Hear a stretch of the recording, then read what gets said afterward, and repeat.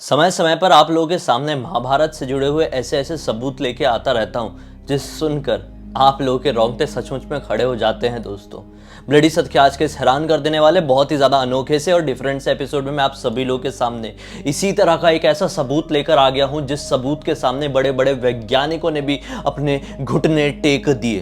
बड़े बड़े इतिहासकारों ने भी यह मान लिया कि महाभारत एक बहुत बड़ा सच था, एक बहुत बड़ा इतिहास जिसे आज के टाइम में लोग माइथोलॉजी कहते हैं। माइथोलॉजी नहीं थी, हमारा पास्ट था। तो आइए इतिहास के उसी एक पन्ने को आज समझने की कोशिश करते हैं, एक ऐसे सबूत को जानने की कोशिश करते हैं जो एक तरीके से अनटोल्ड है और बहुत सारे लोगों को नहीं पता है। उत्तर प्रदेश के मेरठ शहर से थोड़ी ही दूरी पर स्थित है ये जगह, जहां पर आप लोगों को कुछ ऐसा देखने को मिल सकता है जिसे देखकर आप सचमुच में आज से 5000 साल पहले पहुंच जाएंगे। 5000 साल पहले पहुंच ही रहे हैं तो आइए 5000 साल पहले की ही बात करते हैं। वहां से शुरुआत करेंगे तो यहां तक आप लोगों को क्लियर डिटेल में समझ में आएगा। अरे भाई, बहुत सारे लोग ऐसे हैं जो नए नए जुड़े हमारे चैनल में, तो थोड़ा बेसिक से जानकारी दे देंगे तो मनोरंजन भी हो जाएगा और साथ ही साथ इंफॉर्मेशन भी बढ़ जाएगी। तो ये बात है उस जमाने की जब महाभारत का युद्ध कौरवों और पांडवों के बीच में नहीं छिड़ा था। धृतराष्ट्र ने ये डिसाइड किए थे कि हम अपने राज्य का राजा किसी और को नहीं बल्कि युधिष्ठिर को बनाएंगे। क्यों? क्योंकि युधिष्ठिर उनके वंश में सबसे बड़ी संतान थी। युधिष्ठिर से बड़ा कोई भी नहीं था, सारे भाई छोटे थे। जब धृतराष्ट्र ने यह घोषणा की कि वो युधिष्ठिर का बहुत ही जल्दी राज तिलक करने वाले हैं तो इस बात से दुर्योधन बहुत ही ज्यादा विचलित हो गए और वो ये कहने लगे कि देखिए, ये करना गलत होगा।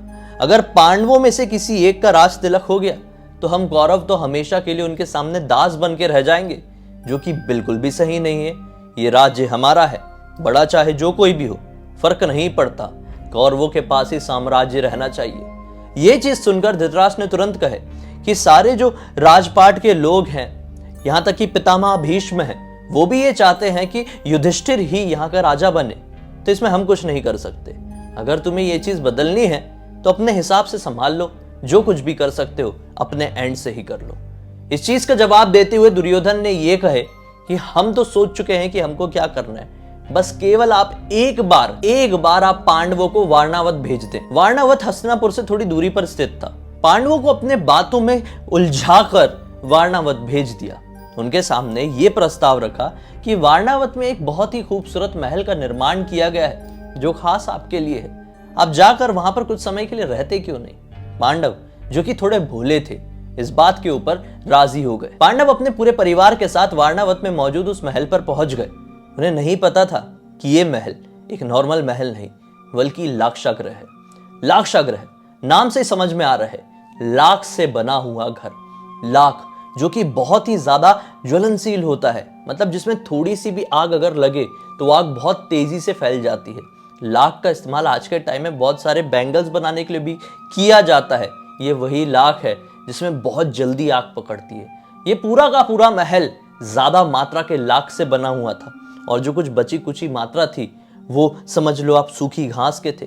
मतलब एक बार कहीं पे भी आग पकड़े तो पूरा महल बहुत ही जल्दी एकदम धू धू करके जल जाएगा। इस बात की जानकारी पांडवों को नहीं थी। दुर्योधन ने अपने एंड से जानबूझकर एक ऐसे महल का निर्माण करवाया था कि वो अपनी नीति से बस एक बार पांडवों को इस महल के अंदर भेज दे और इस महल को वो आग लगवा देगा।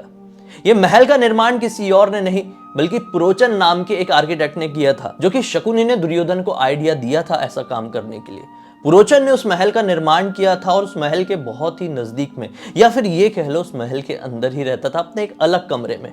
वो वहां पर अकेला नहीं बल्कि अपने परिवार के साथ रहता था। अब जैसे इस बात की खबर विदुर जी को पड़ी तो उनको काफी ज्यादा दुख हुआ कि ये तो बहुत ज्यादा गलत हो जाएगा पांडवों के साथ। विदुर जी ने तुरंत डिसाइड कर लिया और वो समय रहते ही पांडवों के पास पहुंचे। पांडवों के पास पहुंचकर उन्होंने दुर्योधन की नीति के बारे में पूरी जानकारी पांडवों को दे दी और यह भी कहा कि मैं बहुत ही जल्दी आपके पास एक कारीगर भेज रहा हूं जो कि सुरंग का निर्माण कर सकता है, बाकी सारी चीजें वो संभाल लेगा। आप अपने एंड से कुछ गलत मत होने देना, कभी कुछ गड़बड़ हो तो अपने पास अर्जेंसी रखना। बस ऐसा कहकर विदुर जी वहां से निकल गए और बिल्कुल साइलेंटली विदुर जी ने एक ऐसे कारीगर को लाक्षागृह में भेज दिया जो कि सुरंग खोदना जानता था। वहां पर पहुंचा, उसने एक सुरंग खोदना शुरू की। सुरंग का एक जो सिरा था, एक जो मुंह था, वो हिंडवी नदी के पास खोला और दूसरा मुंह सुरंग का पांडवों के कमरे के पास खोल दिया और वहां से निकल गया। पांडवों को यह बात भी पता चल गई थी कि पुरोचन ने यह डिसाइड किया है दुर्योधन के कहने की मदद से कि पुरोचन आने वाली अमावस की रात में लाक्षागृह में आग लगा देगा, जिसमें पांडवों का पूरा परिवार जलकर खत्म हो जाएगा। पांडव ये गलती नहीं करना चाहते थे, इसलिए सबसे पहले भीम ने अमावस्या की वो रात आने से पहले ही भीम ने एक रात को सबसे पहले पुरोचन के कमरे में आग लगाई। आग बहुत तेजी से फैलने लगी, जैसा मैंने आप लोगों को बताया था। कारण ये लाख का घर था, सूखी घास से भी बना हुआ था, और तुरंत ही सुरंग के अंदर प्रवेश करने लगे। पूरा परिवार सुरंग से होते हुए हिंडवी नदी के किनारे बिल्कुल सेफली निकल गया।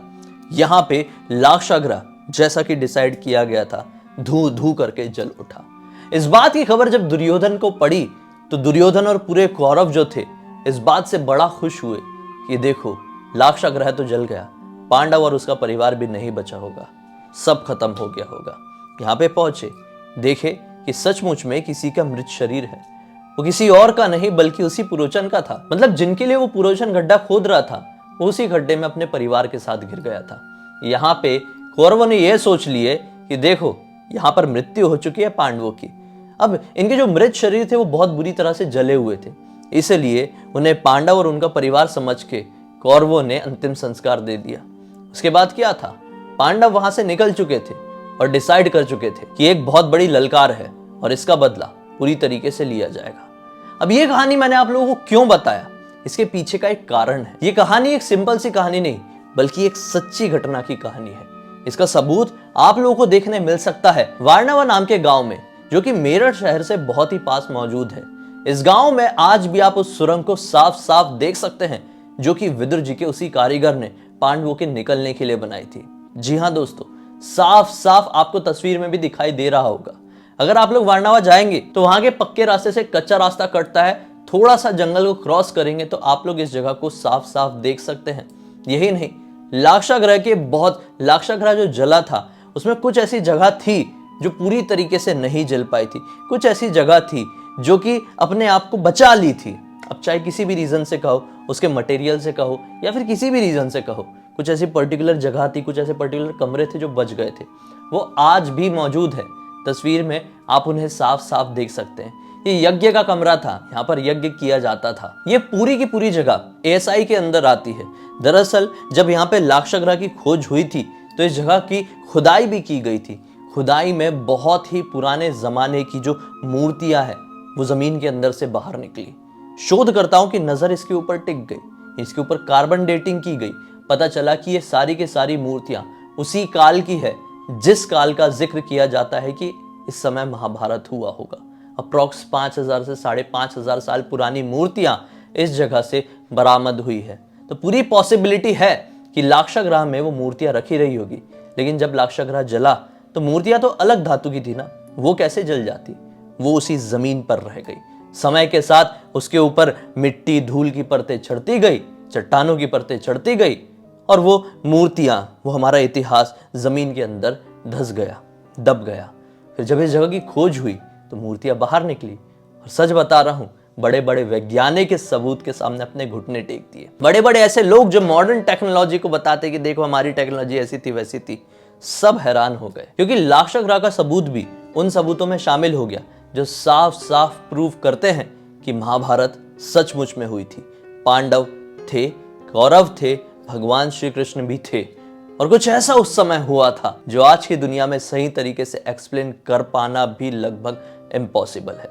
तो उम्मीद करता हूं दोस्तों आप लोगों को मौका मिलेगा तो उत्तर प्रदेश के इस गांव में जाकर इस जगह को जरूर आप लोग विजिट करेंगे, और इस जगह पर जाने के बाद आप लोगों को बहुत ही ज्यादा आनंद प्राप्त होगा। दोस्तों अब तक इस वीडियो को देख लिए हैं तो लाइक जरूर कर दीजिएगा, चैनल को सब्सक्राइब करके बेल आइकन दबा के ऑल के ऑप्शन में क्लिक कर देना, क्योंकि इसी तरह के हैरान कर देने वाले अनोखे वीडियो आप लोगों के सामने डेली लेके आते रहता हूँ। इंस्टाग्राम की लिंक इस वीडियो के डिस्क्रिप्शन बॉक्स में मिल जाए, क्लिक करके डायरेक्टली वहां पर पहुंच जाना। और इस तरह की कोई भी कहानी, टॉपिक या जानकारी आप लोगों के पास भी है तो लिख भेजना, हो सकता है मेरा अगला वीडियो आप लोग के हिसाब से ही बन रहा हो। चलिए कल फिर से मिलता हूँ, तब तक के लिए बहुत बहुत धन्यवाद। आप लोग का दिन शुभ हो। जय श्री कृष्ण।